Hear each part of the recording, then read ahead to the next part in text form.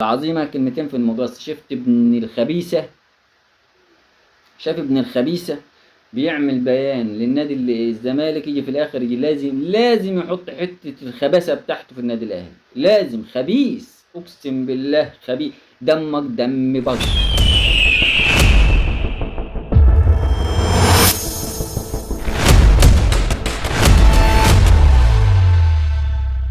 النهارده معانا شويه بني ادمين دمهم دم جرود، بعد عنك والله العظيم تحس ان دمهم دم جرود، دم بج حرفيا.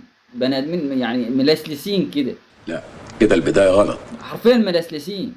شفت انت لما كان الكبير بيقول حزلوم انت عيل ملسلس؟ هو فعلا دول على بعضهم ملسلسين. والفيديو النهارده مليان بني ادمين ملسلسين، حرفيا مليان بني ادمين ملسلسين. مفيش داعي لذكر الاسماء، ده انت كافر. وندخل في التفاصيل. يلا بينا، يلا بينا.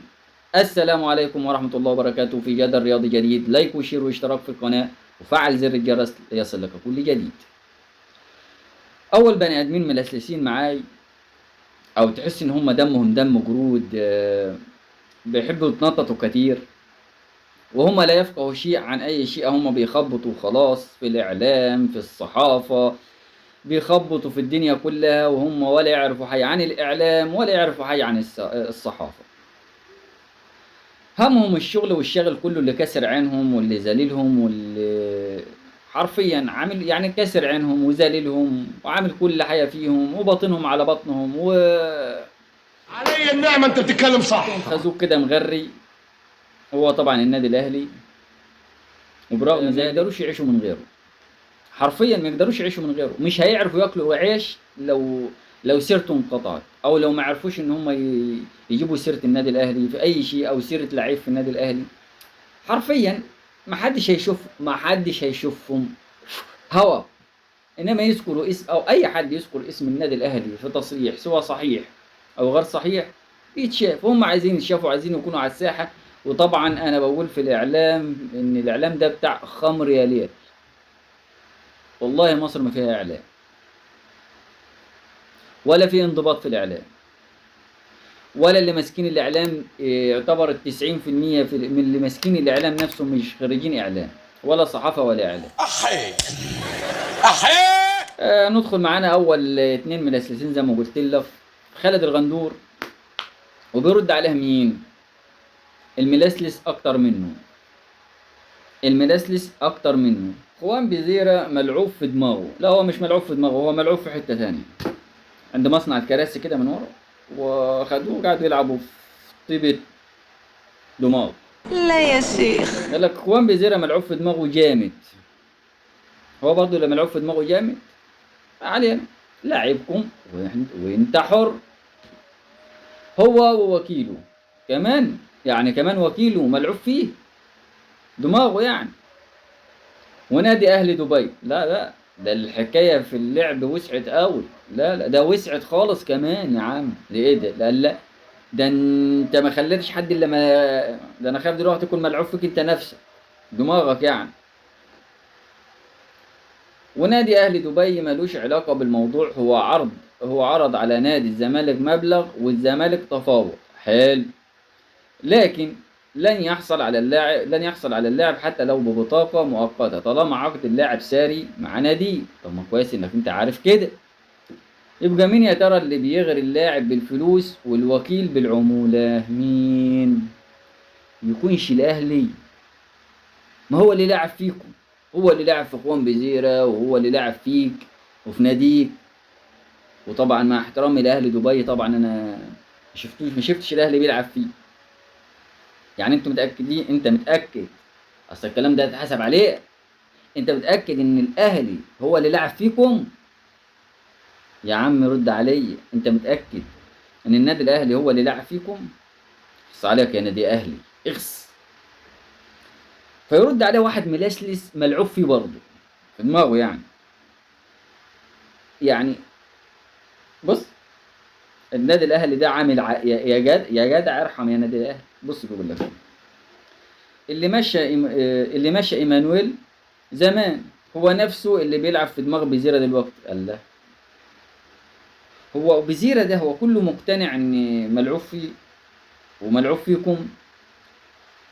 طب هو شيكابالا مثلا من ضمن، لا الراجل ما قالش حاجه وحشه، شيكابالا ما نقدرش نغلط فيه، انما انت ملعوب فيك، دماغك يعني ملعوب في دماغك. هو النادي الاهلي للدرجه دي كسر عينكم، لاعب فيكم حرفيا؟ هو عاد يكون اما اوعى. النادي الاهلي شريف عفيف، الله يخرب بيوتكم على بيوت اللي طلعكم في وشنا، عيل ملسلس. نشوف اللي بعديه عاد، نشوف مين اللي هو ما اتكلمش عليه. طب ما اتكلم على، يعني خالد الغندور ما اتكلمش غير على اخوان بزيرة ملعوب فيه. طب مش ملعوب في عبد الله السعيد التاني، ان هو ما جاش التدريبات، ذليلكم عشان الفلوس. ما اتكلمتش ليه يا خالد يا غندور؟ ولا انت يا منتصر يا رفاعي؟ ولا انتوا عشان ملعوب فيكم وفي بزيرة مش عايزين عبد الله يتلعب فيه؟ ده طلع عبد الله شكله هو اللي لعب فيكم. بيقول لك ده مصدر بنادي الزمالك: عبد الله السعيد قد ينضم لمعسكر الزمالك خلال الساعات المقبلة، حال الاتفاق معه بشأن تسديد مستحقاته المتأخرة التي تصل إلى 8 ملايين جنيه. الله، هو حد لعب في عبد الله التاني؟ شكل النادي الأهلي بيلعب من تحت لتحت، هو اللي بيغري عبد الله، عايز يلعب فيه يعني في دماغه، ينخورها له، يعديها له من الناحية التانية. يد انت الناشئين طلعت قالت عليك ان انت عصابة، نادي عصابة، إدارة عصابة، ونصابين. حسام عبد المجيد لسه مركبش الطيارة وبعته 4 إنذارات للنادي اللي هو رايحه. 4، ما صبرتوش إن واحد يركب الطيارة؟ انتوا مجانين. عاد عبد الله السعيد، يمكن عبد الله السعيد اتلعب فيه شوية صغيرين، تقدر تقول يعني ان هم مش ملسلسين، هم من العالم اللي ما تتعاملش غير باللي انت بتمشي بيه، ما تعاملهمش غير من اللي انت بتمشي بيه. وانا مش عارف ان الدولة سايبة الاشكال اللي زي دي ازاي. حرفيا حرفيا اشكال ما تحبش انك انت تشوف ده. انا ابوس خالد الغندور فوق دماغه يا جدع، ولا شوفش الشكل ده بتاع البني ادم ده. شادي عيسى،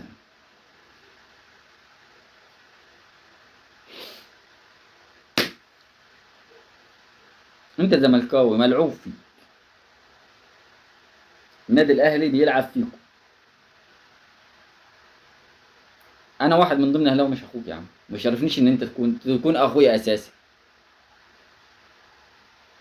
ممكن حد يبعت لي صورة للاعب الجزائري بإقرار من تدريبات الاهلي في اسبانيا؟ مالكش ده، ما راحش. هو انت فاكر ان هو صبحي اخوان بزيرة، ولا هو النادي الاهلي نادي الزمالك عشان اللعيبه تقعد كسر عينه من 3 4 لعيبه على لاعبين 3 ناشئين يطلع يقول لك عليك نصاب؟ وعندك انت عبد الله السعيد اللي سنه داخل النادي بمحاليل، ما قدرش تحكم عليه ولا انك انت تجيبه ولا انك انت تعرض ولا حتى تفسخ معاه عشان خاطر 8 مليون جنيه. اخوان بزيرة زلك حرفيا، زلك. شيكو معزة اللي انت مش عارف تعمل معاه حاجة، قاعد يرضع عيال هنا. انا مش عارف هو اساسا ذكر ولا انثى، قاعد يرضع عيال، لا حاطط لك بزازة. شفت الاستهزاء بيك لحد فين؟ انت هو نتن بس جدع يعني الحقيقه. مالك؟ انت مال اهلك؟ حرفيا انت بني ادم، انت واخوك بره. بعد كده نيجي اللي ملسلس اكتر من اللسلسه اللي لسلسوها الملسلسين اللي لسه تاويني بتكلم. ده انا بوج لبك في بعض انجليزي دي يا مرسي.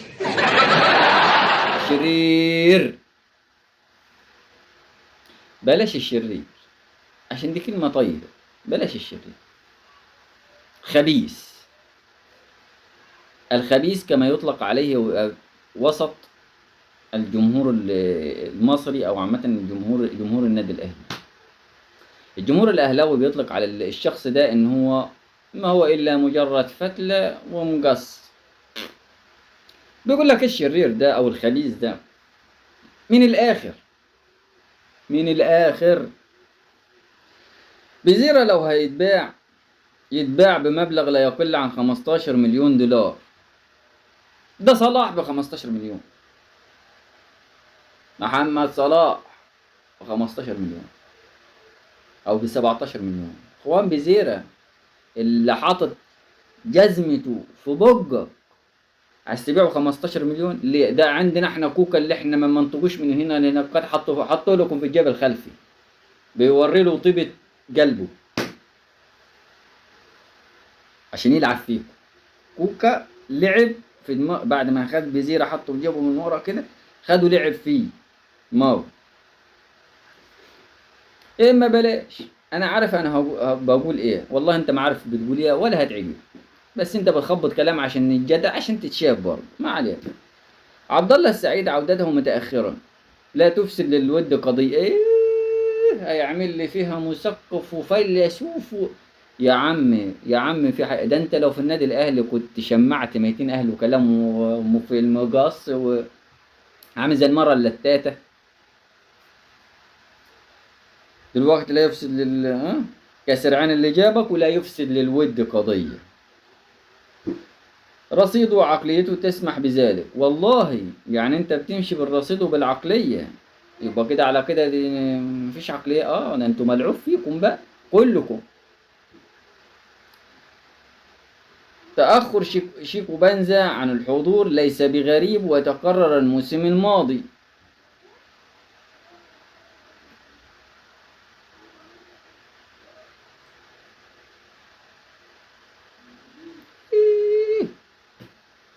إمام عاشور غبيوم غرامة 1,000,000 جنيه على إيقاف وتدريباته مع الفريق الناشئين أسبوعين. طلعتوا لحد النهاردة بتتكلموا عليه لحد ما ربنا أراد إنه يردها لكم في صدركم. كم لعيب عندكم مش عارفين تلموه؟ ليس بغريب عنهم. وهي بقت اللعيبة كده ورايح شركة أمك أنت عشان خاطر ده نادي، ونادي الزمالك يعني نادي قيمة وقامة. نادي قيمة وقامة انتوا اللي نزلتوه سبع أرض بإنكم انتوا بتعملوا التوافه أساطير شوية وهيطلع جعان. المهم ليس بغريب وتكرر الموسم الماضي، ولكن مع حضوره يكون في كامل الجاهزية وحالته جيدة عندها، يعني عادي جدا عندها برضو. عدم قيد بعد الناشئين أمر طبيعي عشان نصابين وعصابة، لأنه يوجد غيرهم أفضل منهم، يعني عادي. عصابة، ما أنت كنت ما يقول إن النادي الأهلي ما يخرجش ناشئين ما يخرجش بتاع ده، أنت بتخرجهم على إنهم يدعوا عليك يا نصابين يا عصابة. المهم تأخر فترة الإعداد لن يضر كثيرا لأن معظم اللاعبين يتدربون تدريبات خاصة جدا مع متخصصين في الإعداد البدني، يعني ما فيش مشكلة. ويبدأوا فترة الإعداد 60% من الجاهزية، وبعد فترة الإعداد يصل إلى 75% فنيا وبدنيا، يعني كويس كبداية موسم. ومع المباريات يتم التدرج للأفضل. بداية التجمع متأخر لن يضر كثيرا لأن نفس اللاعبين مع نفس المدرب معتمد جمال بنفس أفكاره الناجحة اللي جايب الدوري ووصفة الكونفدرالية مع نفس مدير الكرة المحترم محمد عبد الناصر محمد. فقد رحيل حسام عبد المجيد هو اللي يزعل بصراحة. الأهم من كل ده إن أحد أهم عناصر الحدوتة العام الماضي موجود، وهو جمهور الزمالك الداعم الكبير للفريق.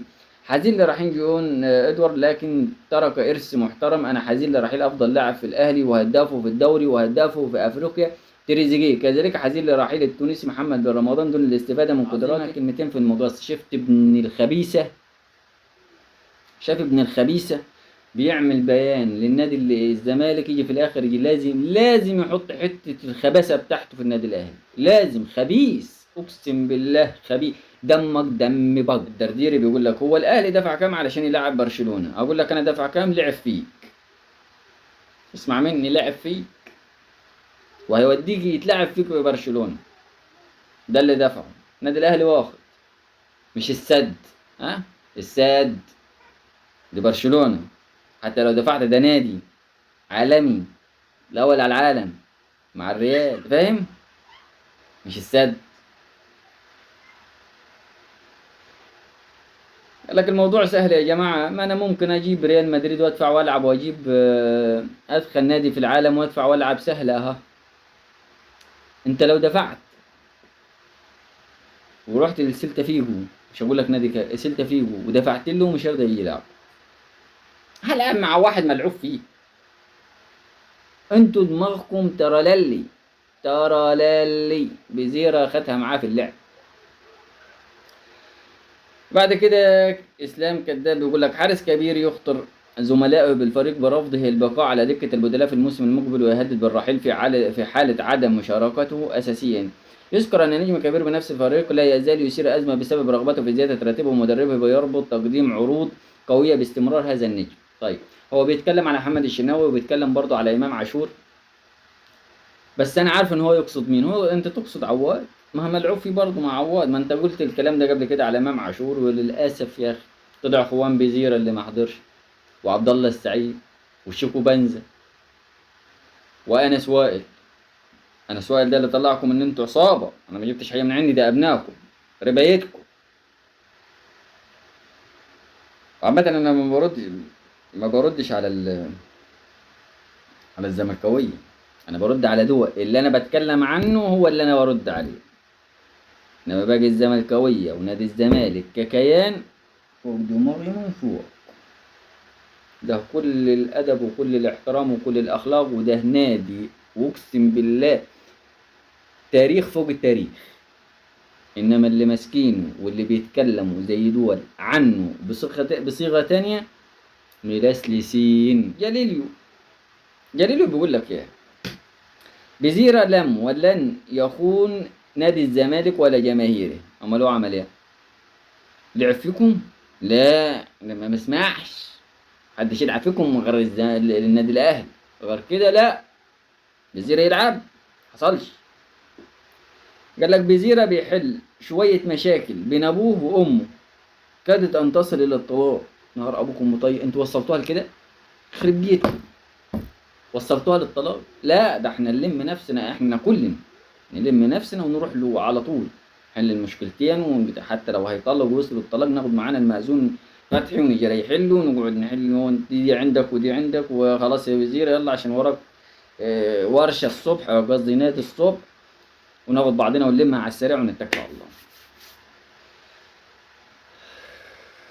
انا عايز رأيك في التعليقات، وهتشتم هطلع ميتينك، هلعب فيك حرفيا هطلعك مسرح. لما تتكلم اتكلم بقى، اتكلم على الموجود. انا بقول لك حاجات طالعه من عندكم مش من عندي. ما على الرسول الا البلاغ المبين. دمتم في امان الله. سلام عليكم.